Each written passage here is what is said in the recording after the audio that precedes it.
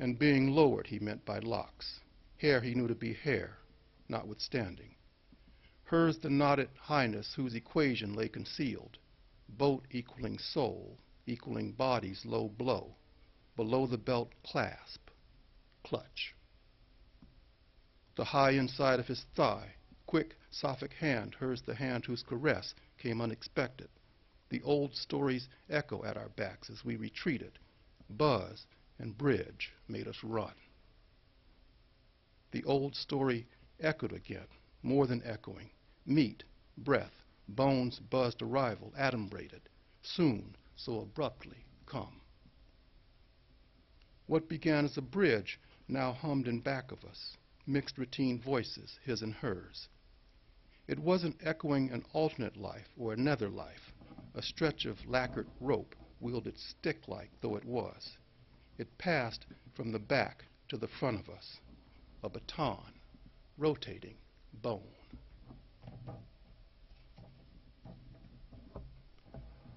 A rug of white light on the bay, late sun. If by the end there's been a sign, this will have been it. So we thought, or said we thought, though by the end there'd be no sign. It wasn't signs we were after. We sought what signs replaced. Pitiless wish to be all there, that it all be there. It was a healing song we sang, had there been a song we sang, a soothing song, Wagogo we'd have been.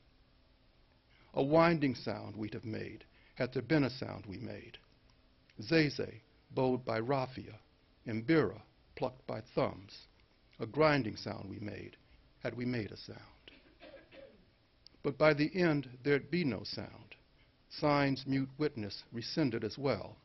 White rug's amalgam of water and sun, now neither water nor sun.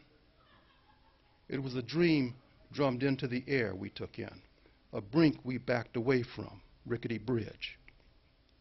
Had there been a song we sang, it was extremity we sang, all but strangling song, a straining song. Brusque encumbrance unaccounted for, bookless, leafless the brink we stood on. Having been there, the one vestige of soul we had left, we in whose newly spun heads it lay naked, a sheet of white light on the bay. Winter sun, so unusually bright but elegiac. Brink was to book as rug was to water, debris pooled at page's edge. Blunt circumference, the brunt we ran up against. Now sought solace leg to leg, rut comfort, amenities insinuative, touch. Locks were to lift as weave was to rope. Weave's moot connivance dreamt emollient, hard stop.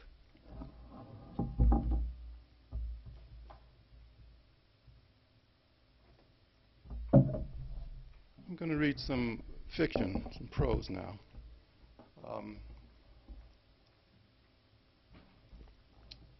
Dimitri mentioned from a broken bottle, traces of perfume still emanate. A series of letters begun in the 1970s, a series of letters written by N, a musician who's a founding member of a band based in Los Angeles, variously named. They started off as the Deconstructive Woodwind Chorus, changed their name to the East Bay Dread Ensemble for a gig in Berkeley, changed their name to the Mystic Horn Society after that. That stuck for a while, and most recently they're known as the Molimo Matet. I'm going to read from volume 3 to begin, Atet A.D., which is the book in which they get their most recent name.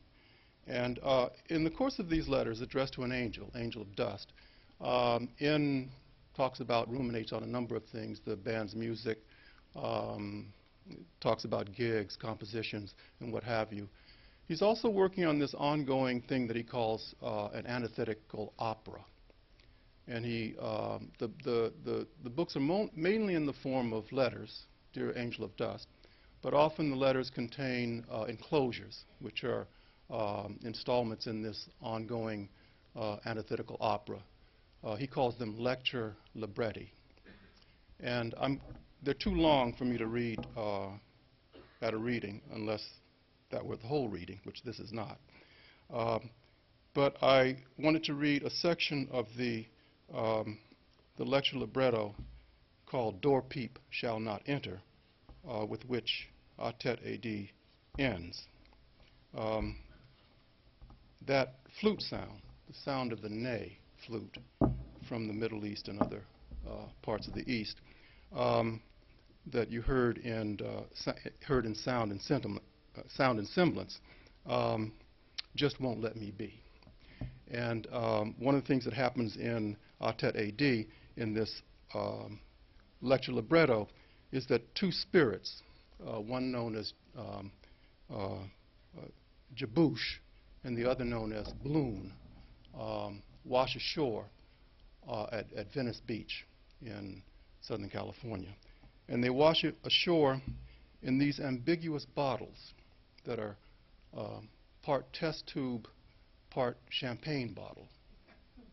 And accompanying them when they wash ashore is this sound called that N calls the blown bottle sonority. And a lot of this writing, as Dimitri mentioned, is chasing sound, trying to somehow deal with that. There's a lot of talk about the visual turn in various quarters, writing and cultural studies and what have you. I guess I've been out of step. I've been caught up in this sonic turn rather than the visual turn. Not that the visual isn't a part of this as well. Anyway, let me read you a bit of this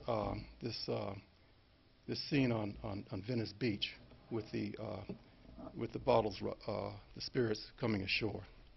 One of the things that happens in the lecture libretti is that members of the band show up in altered form often, and this particular one is sort of presided over by the drummer for the band, Drenette.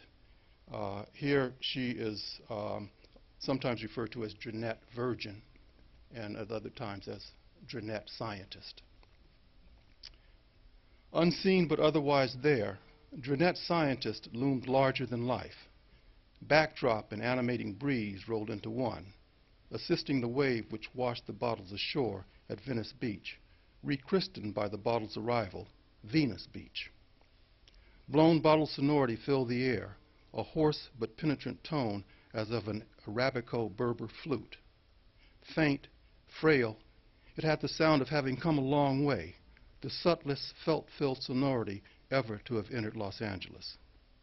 Very few of those at Venus Beach showed any sign of having heard it. The skaters went on skating as though nothing had happened. The weightlifters lifted weights as though nothing had happened. Tourists taking pictures as though nothing had happened.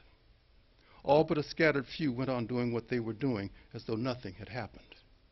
Those few, however, heard a frail, faint something endowing the otherwise ordinary sky with elegiac primer, sad scientific bass, virgin patina.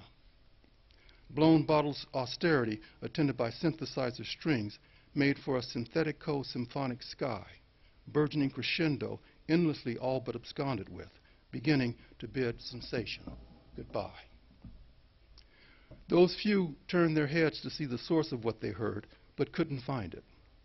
Some of those who were sitting or who lay on their stomachs or backs stood up to get a better view, to no avail.